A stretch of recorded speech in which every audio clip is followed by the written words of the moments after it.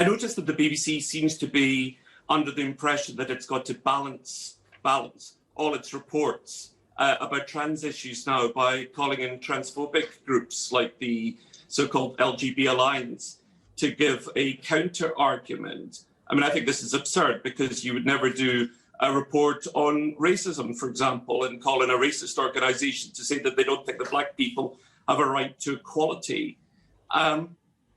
What can the BBC do to address this? And do you think it's buckling under a very well-funded, concerted campaign to attack trans people, which seems to have been given undue prominence recently? I think it's a very good point, and actually a very good example, and something that we've been talking to Stonewall about, actually, about how can the broadcasters, when they do feel they need to bring balance into a debate, do it in an appropriate way rather than in the way that you just described, which can actually be extremely inappropriate.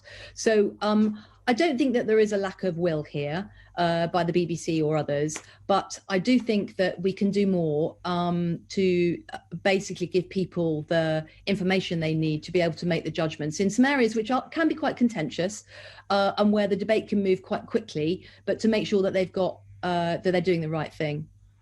I remember making a documentary for the BBC about all the areas in which gay people were discriminated by law. It was in the 1990s. I took Edwina Curry to Amsterdam, actually, and got her engaged in the issue. And I remember coming back, and my commissioning editor said that he'd enjoyed the film, but he wanted to know why I didn't have more anti-gay voices in the film. Can you imagine anybody saying that now?